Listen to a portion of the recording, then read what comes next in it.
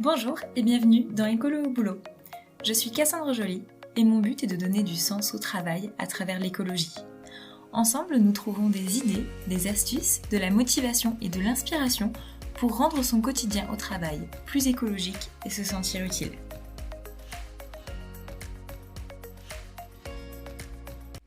Bonjour et bienvenue dans cet nouvel épisode d'Écolo au boulot sur le thème du compost. J'avais envie de parler de ce sujet parce que on vient d'installer un petit composteur à mon travail et du coup je me suis dit que ce serait chouette de pouvoir partager notre expérience avec vous et puis vous apporter des clés si vous voulez faire pareil dans votre travail. C'est vrai que le composteur à mon travail, ça faisait longtemps qu'on en parlait entre collègues et donc je suis très contente que ce soit enfin fait. Je vais vous parler d'abord de notre expérience, comment on a fait. Ensuite, vous entendrez le témoignage de Candice, qui a aussi mis en place du compostage dans son entreprise qui se situe en centre-ville. Et puis, je vous donnerai des conseils un peu plus généraux sur les différents types de compost qu'on peut mettre en place en entreprise, la législation aussi qui évolue un petit peu sur le sujet, comme ça vous permettra peut-être d'avoir plus de billes pour motiver votre entreprise à composter les biodéchets. Alors, nous, pour installer le compost, on s'est posé plusieurs questions sur le lieu, sur la taille du composteur, est-ce qu'on le met au soleil, est-ce qu'on le met à l'ombre, est-ce qu'il faut le mettre le plus près possible de notre cuisine, ou alors est-ce qu'on le met un peu plus loin et on prend un autre contenant qu'on remplit et ensuite on va le vider dans le composteur. Enfin, voilà. On s'est un peu posé toutes ces questions. Est-ce qu'on prend un composteur classique, un lombricomposteur, où est-ce qu'on l'achète, comment on le gère entre nous, etc. Et donc ça, c'est des questions qu'on a tranchées un petit peu ensemble en équipe. Pour rappel, je travaille dans une entreprise qui est en milieu plutôt rural et on est une petite quinzaine dans l'entreprise, donc c'est assez simple pour prendre des décisions et échanger les uns avec les autres. En plus, on a plus ou moins un jardin, en tout cas un espace vert autour de nos locaux. Et c'est vrai qu'à la base, le projet, c'était même de proposer à plusieurs entreprises autour de nous d'installer un composteur sur notre zone d'activité. Mais c'était un peu compliqué et on a perdu pas mal de temps avant de finalement décider de commencer par nous-mêmes. Et puis ensuite, éventuellement, on proposera à d'autres entreprises autour de nous de faire pareil. Je vais rapidement vous expliquer pourquoi on pense aux autres entreprises. En fait, dans mon équipe, on a un rôle d'animation de la zone d'activité. Ça fait partie de notre travail. Il y a presque 200 entreprises. Donc c'est un peu comme une petite ville d'usines, d'entrepôts et de bureaux. Notre idée sur ce projet, c'était de proposer un achat groupé et une formation collective au compostage pour plusieurs entreprises. Et en fait, comme c'était un projet assez lourd, on a préféré adopter la méthode des petits pas. C'est-à-dire qu'on a commencé par nous-mêmes et par un autre bâtiment qu'on a, une pépinière d'entreprise. Donc voilà, on a pris 2 composteurs et on commence avec ces 2 composteurs. Ce qui est déjà un très bon début en fait. On avait peut-être mis la barre un petit peu haut pour commencer et donc on avait pris du retard dans le projet. Donc voilà, je pense que c'était une bonne leçon à partager aussi. On peut avoir de l'ambition, mais on avance toujours un pas après l'autre. Et c'est très bien comme ça, ça permet d'avancer au moins. Donc voilà, pour revenir à notre choix de composteur, on a commencé donc par étudier les différents types de composteurs, les tailles, etc. J'ai tout synthétisé dans un petit tableau avantages, inconvénients de chaque méthode. Et ensuite, j'ai proposé à mes collègues qu'on fasse un point spécial sur ce sujet entre midi et 2 à l'heure du café. Voilà, on a pris 15-30 minutes pour décider du modèle de composteur qu'on voulait. J'ai fait une petite invitation dans les calendriers, venez qui voulait. On était, 6 ou 7 pour décider. On a aussi évalué un peu la quantité de biodéchets qu'on produisait pour définir la taille du composteur. C'est vrai que nous, on a une cuisine, mais c'est rare qu'on cuisine. En général, elle nous sert surtout à réchauffer nos plats. Après, on boit du café, du thé. Parfois, il y a des pelures de fruits aussi. Voilà, c'est peut-être ce qu'on retrouve en majorité. Donc, c'est pas énorme non plus. Voilà, il y a des restes de repas. Donc, ça, voilà. Donc, on a à peu près évalué cette quantité de biodéchets. On a regardé les avantages et les inconvénients des différents types de composteurs, notamment un compost classique ou un lombricomposteur. Et voilà, donc au final, on a pris un composteur qu'on a installé dehors, à côté de notre salle de repas, directement accessible juste en ouvrant la porte, d'une taille de 25 litres. Et c'est tout petit, 25 litres en fait. Je crois que c'est pour une famille de 4 personnes. Mais bon, comme on prend pas tous nos repas au travail, qu'on cuisine peu sur place, ça allait, finalement c'est une taille qui allait bien. Ça permet quand même à quelques collègues qui n'ont pas de composteur chez eux de ramener leurs biodéchets au travail et de le composter ici. Voilà, ceux qui vivent en ville, qui n'ont pas de jardin, qui ne peuvent pas avoir de composteur. Voilà, donc ensuite, j'ai commandé les composteurs. On avait déjà un budget qui était prévu là-dessus. C'était la responsable RSE et HSE qui avait prévu ce petit budget pour l'année. Et donc on a reçu le composteur dans nos bureaux. On l'a d'ailleurs choisi fabriqué par un ESAT et un ESAT du département avec du bois local pour rester dans une démarche cohérente. Mais voilà, donc ensuite avec ma collègue, on s'est un peu remonté les manches littéralement pour installer le composteur. En soi, on aurait pu juste le poser sur la terre, le caler un peu. Mais en fait, à l'endroit où on avait besoin de le mettre, pour que ça soit vraiment facilement accessible, il y avait des galets. Donc on a enlevé les galets pour atteindre la terre. On a ensuite allé récupérer de la terre dans un coin de nos espaces verts pour mettre la terre au même niveau que s'il y avait les galets, parce que sinon il aurait été un peu trop bas. Voilà, c'était vraiment en mode système D, on n'avait pas de brouette, on avait quand même une pelle. Donc j'ai récupéré une poubelle qu'on a remplie de terre, qu'on a utilisée comme seau. C'était assez folklorique, mais bon, ça a fonctionné, on s'en est sorti et on était très contente du résultat au final. C'est vrai qu'on a décidé de ne pas avoir ce qu'on appelle un bio-seau, un petit contenant dans lequel mettre les biodéchets dans la cuisine, qu'ensuite on verserait dans le composteur. Parce qu'on s'est dit que soit ce serait toujours les mêmes qui mettraient les déchets dans le composteur, soit ça risquait de pourrir si on l'oubliait un week-end, qu'on le laissait trop longtemps. Donc voilà, comme le composteur était directement accessible, on a décidé de ne pas avoir de contenant intermédiaire entre nos biodéchets et le composteur. La dernière étape, ça a été de tout expliquer au reste de l'équipe. Donc, ce que j'ai proposé, c'est après une réunion d'équipe en interne, j'avais noté dans les agendas de tout le monde de prendre 10-15 minutes ensuite pour apprendre à utiliser le composteur. Avant, j'avais imprimé une affiche avec ce qu'on a le droit de mettre ou pas dans le composteur. Vous savez, l'équilibre entre les déchets verts, les déchets bruns, pour que le compost puisse se faire correctement. Honnêtement, je n'ai rien inventé. Je suis allée sur Internet, j'ai récupéré quelque chose qui existait déjà, qui faisait l'affaire, qui correspondait à peu près aux déchets qu'on pourrait trouver dans notre cuisine de travail. Et voilà, j'ai présenté ça à mes collègues. C'est vrai que l'avantage, c'est qu'ils sont déjà plusieurs à avoir un composteur chez eux. Donc ils savaient déjà comment ça fonctionnait. Donc au final, j'ai eu assez peu de questions. Et puis de toute façon, la fiche était là pour leur rappeler ce qu'il fallait mettre, ce qu'il fallait pas mettre, etc.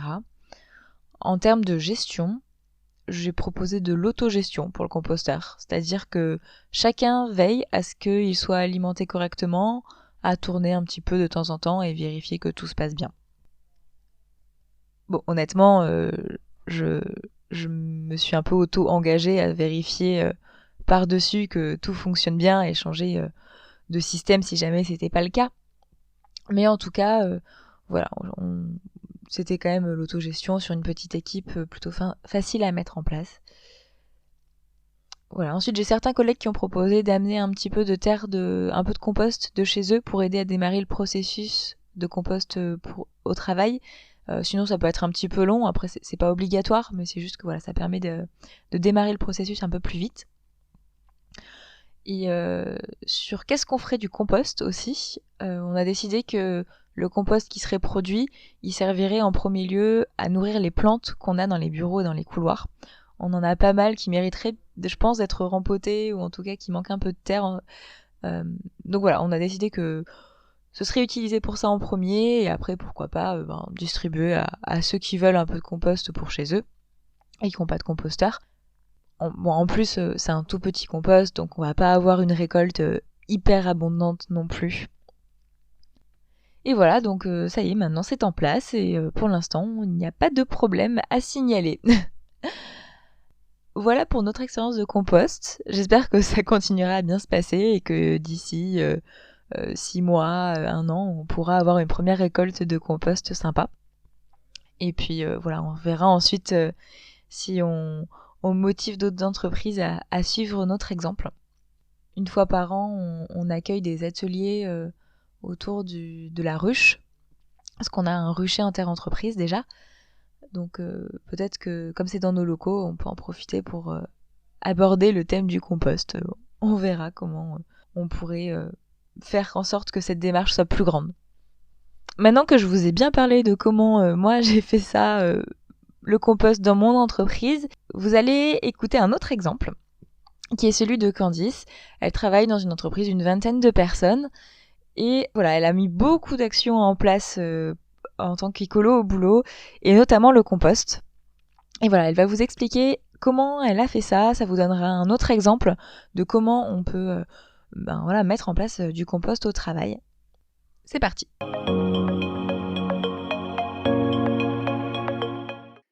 Bonjour, je m'appelle Candice. Je travaille pour un atelier d'architecture et d'urbanisme qui s'appelle l'atelier Thierry Roche et Associés et qui est situé dans l'agglomération de Lyon. J'occupe la fonction de responsable communication et événementiel pour cette entreprise et par conviction personnelle, par engagement, mais aussi parce que le développement durable fait partie intégrante de l'ADN de l'entreprise. J'ai souhaité, lorsque je suis arrivée en 2017, m'investir pour développer toute une politique d'éco-gestes au sein de l'atelier et la gestion des biodéchets en fait partie. Pour contextualiser, parce que c'est important pour la gestion de ces biodéchets que vous compreniez bien comment sont configurés nos bureaux, il faut imaginer qu'on est en pleine ville, vous êtes devant un portail, vous ouvrez ce portail, sur votre gauche il y a une maison qui est en fait une propriété privée et devant vous se trouve un immense poumon vert, un immense jardin et au fond, en prenant une allée pour aller vraiment au fond du jardin, il y a un ancien bâtiment qui a été réhabilité et là se trouvent les bureaux de l'atelier Thierry Roche et Associés que nous occupons seuls. Il n'y a que notre entreprise. Le facteur déclencheur pour la mise en place d'un compostage, ça a été vraiment de voir que la poubelle de notre cuisine commune à tous les salariés débordait. Elle débordait alors même que la société de ménage par laquelle on passe vient 2 fois par semaine pour notamment vider cette poubelle. Dans un premier temps, il a fallu analyser pourquoi elle débordait et en fait, on s'est aperçu qu'il y avait une grande consommation de café, donc il y avait énormément de filtres à café plein et puis en plus du coup c'est un déchet qui est humide, donc on se retrouvait avec un fond de poubelle qui était plein de d'eau et de marc de café. Et puis la deuxième chose, c'est qu'effectivement il y avait les restes de déchets de déjeuner, donc des biodéchets de l'ensemble de notre équipe, et tout ça, ça a participé à remplir cette poubelle. Mais principalement, c'était surtout le café. Et donc là, il y avait vraiment une chose très simple à mettre en place parce qu'on dispose du cadre de vie qui permet de le faire.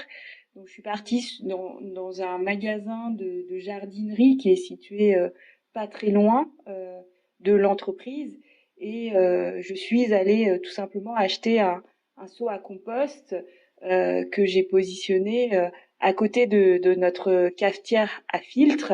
Et puis, j'ai mis une petite affiche au-dessus qui expliquait tout simplement les déchets qu'on pouvait y mettre ou qu'on ne pouvait pas y mettre. Donc là, effectivement, ça a été assez pratique puisque dès que le filtre à café plein avait rempli son rôle, on avait juste à l'enlever plutôt que le mettre dans la poubelle classique, on le mettait dans le seau à compost. Et puis derrière, il fallait simplement, une fois que c'était plein, descendre ça. Et en fait, il se trouve que dans le jardin, sur la partie où on garde nos voitures, il y a une espèce de fosse dans lequel on a juste à y jeter les contenus qui sont dans le seau à compost. Donc c'est un compost en tas. On ne fait rien de ce compost en fait. C'est vraiment pour réduire les déchets de la poubelle et voilà, et ça fonctionne très bien. Et c'est très drôle de voir que dans cette fosse, on y a jeté des noyaux d'avocat et que il y a des feuilles qui poussent en fait, nourries par notamment le marc de café qui a un très bon fertilisant. Donc voilà, donc c'est nous-mêmes qui vidons ce seau à compost dès qu'il est plein. Et puis ça fonctionne plutôt bien. Voilà comment nous avons mis en place le compost à l'atelier Thierry Roche et Associés.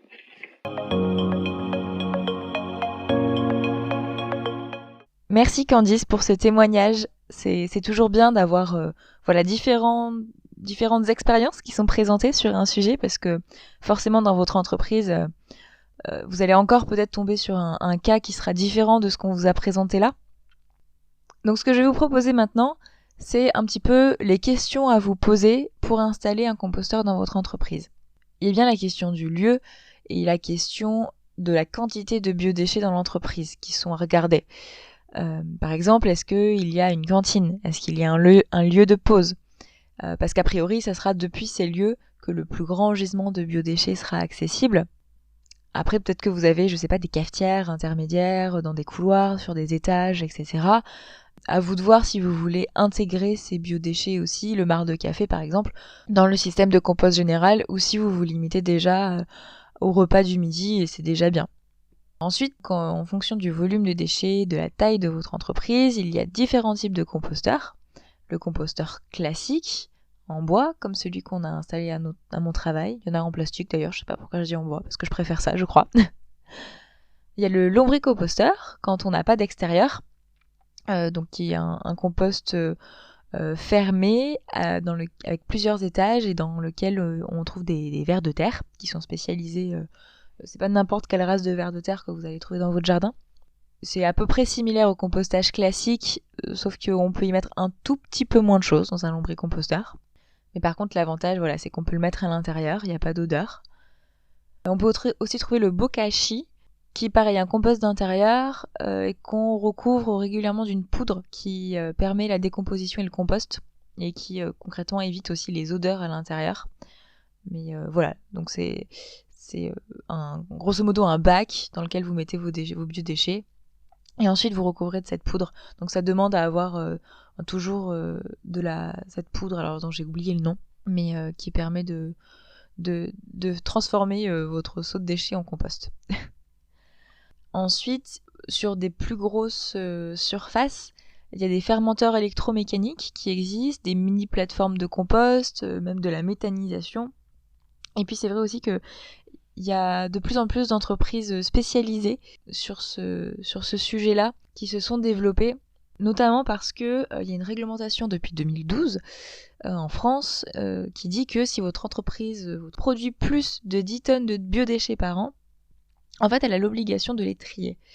Donc il y a plusieurs prestataires qui proposent déjà leurs services aux entreprises, des classiques type Veolia, aux startups comme les alchimistes ou WeCompost par exemple. vous pourrez regarder ça si vous êtes dans une entreprise qui a priori peut être soumise à cette réglementation. Et il y a les poules aussi. C'est pas un composteur, une poule, mais ça permet de gérer des biodéchets, mine de rien. Donc voilà, dites-moi si vous avez des poules dans votre entreprise, je trouverais ça trop cool. Envoyez-moi des photos, je veux voir. À vrai dire, en fait, j'en ai déjà vu une fois dans un lieu de coworking un peu atypique. C'était entre le tiers-lieu et l'atelier d'artistes, le coworking, etc. Voilà, les poules, elles se baladaient tranquilles au milieu de la cour. Je sais pas si les travailleurs leur donnaient leurs biodéchets, mais bon, je pense que c'était faisable, en tout cas dans son configuration, ça aurait eu du sens. Voilà, donc il y a plein de façons de finalement gérer ces biodéchets. Et de toute façon, à partir de 2023, le tri des biodéchets à la source va devenir la norme. En fait, c'est ce qui est déjà prévu dans la réglementation française. Donc il y avait la première obligation pour les producteurs de plus de 10 tonnes de biodéchets. Donc en fait, ça touchait déjà pas mal de cantines, etc. Et puis voilà, maintenant à partir de 2023, le tri des biodéchets à la source, c'est ce qui est prévu dans la loi de transition énergétique pour la croissance verte et la directive européenne de déchets. Donc autant s'y mettre tout de suite. Vous pouvez aussi regarder si votre collectivité territoriale, par exemple la métropole, la communauté d'agglomération, la communauté de communes où vous êtes, a déjà précisé comment elle souhaitait organiser cette collecte de biodéchets. Peut-être que ça vous donnera des pistes.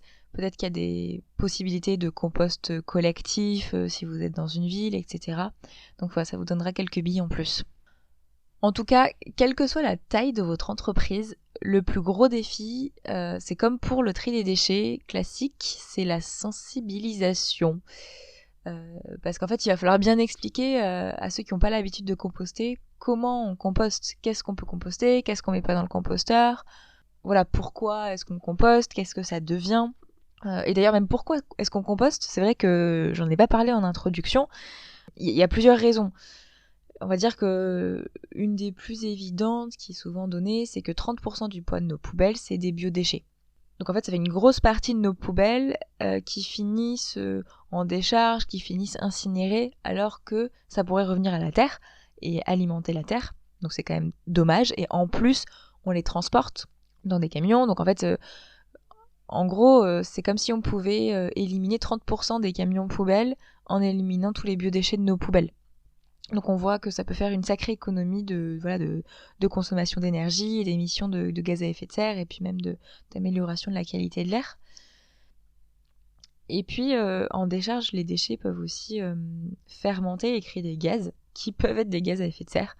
Donc c'est d'autant plus important que ces biodéchets ils soient compostés et ils finissent finalement à la terre à nouveau. Ça permet un petit peu de fermer une boucle. Voilà, la terre, elle a permis de produire des ressources végétales, vos pommes, vos haricots, etc. Et puis en fait, quand on composte ces déchets-là, ensuite on rend à la terre un petit peu ce qu'elle a produit et ça lui permet de repartir. Je trouve ça assez joli, c'est un peu poétique finalement, le compost, les déchets, tout ça, ça peut avoir un aspect sympa. Pour la sensibilisation, je vais vous proposer un événement auquel vous pouvez vous raccrocher et il arrive très très prochainement si vous écoutez ce podcast à sa sortie. Ça s'appelle Tous au compost. C'est le réseau Compost Citoyen qui organise une semaine autour du compost. Cet événement a lieu du 27 mars au 10 avril 2021 avec des événements qui sont organisés un petit peu partout en France. Donc voilà, ça peut être une bonne occasion de vous informer sur le sujet vous-même, sur le compost, avant d'informer vos collègues et de les motiver à se mettre au compost au travail. Voilà, c'est tout pour cet épisode, j'espère que ça vous a plu. On reste en contact si vous voulez qu'on échange sur votre cas de compost au travail, si vous avez des questions, etc. N'hésitez pas. Tous mes contacts sont dans la barre d'information de ce podcast, mon adresse mail, le compte Instagram écolo au boulot et la page LinkedIn. Bon courage dans vos projets de compost et à très bientôt. Salut!